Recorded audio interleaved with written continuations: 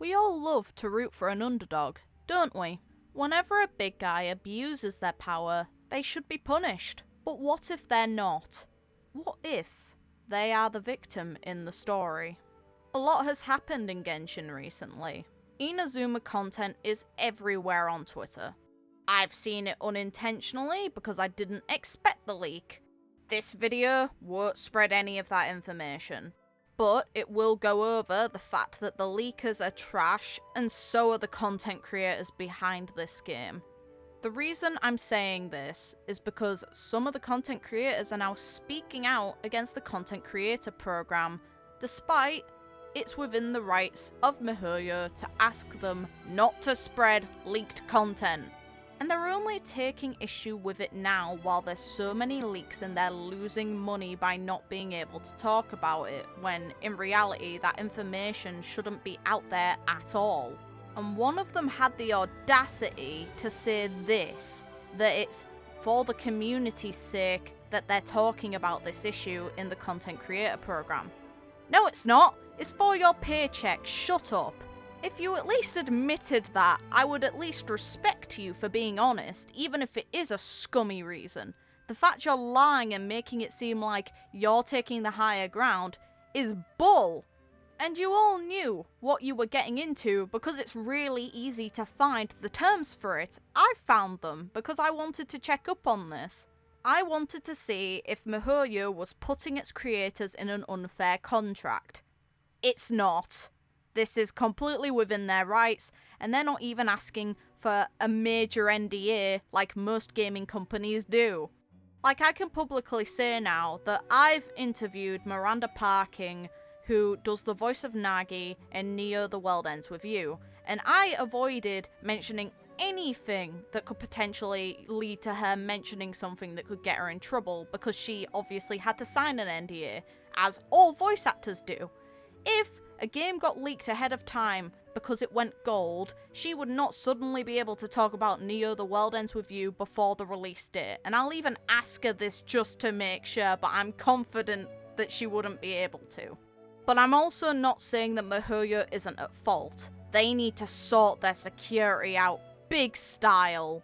There is no way that this much information should have been found within files in the first place. But they absolutely have the right to stop people from trying to spread the content further when those people are actively affiliated with them. And we know that if those YouTubers weren't contracted down to not be able to talk outright about the leaks, that they would.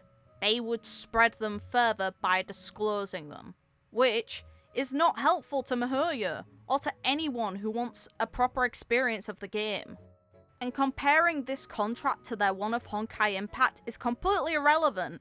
At the end of the day, it's up to them how they manage their two different properties, so tough if you don't like it. Ultimately, the fault goes down to the leakers because they're making this situation exist at all. If there weren't leaks, then the content creators wouldn't feel that they're missing out by not being able to talk about them, because no one would know the information. And the hypocrisy between some of these leakers when it comes to the music and the art is really stupid to me, because Project Celestia mentioned that they would not share out the music because one of the music directors mentioned it would affect your experience in the full game. Yet, they're perfectly fine with doing that for the concept art, which is the artist's hard work. What? What the hell is that? How does that make sense? How is that any bit fair? How are you not being scumbags still? If they had any decency or respect towards the creators behind this game, they wouldn't spread anything at all. So at the end of the day, everyone's in the wrong but MiHoYo. The content creators want their cake, and to eat it too. They want the established connection with MiHoYo, the primo gems from being in the creator program, and to also be able to bypass the one restriction that the content creator program has, which is to not spread their leaks, to make more money.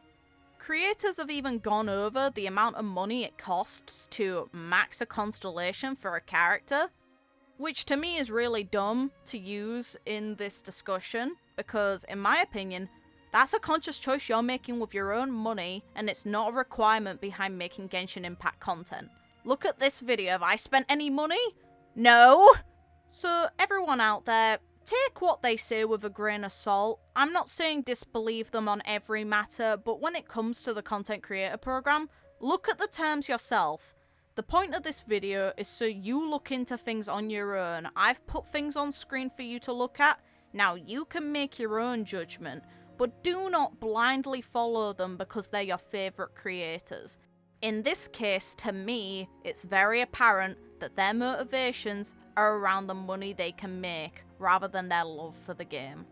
So with that, thank you all for watching, and I hope you guys make the most of 1.7 or Inazuma whenever it comes. Do not look into the leaks if you want a pure experience, and do not take everything your favourite creator says for actual fact, even what I've said here if you like me enough somehow. Ultimately, you have the right to question what we say, just like we have the right to question the deals we sign if they're unfair. But, in this case, the one that MiHoYo made the content creators sign isn't.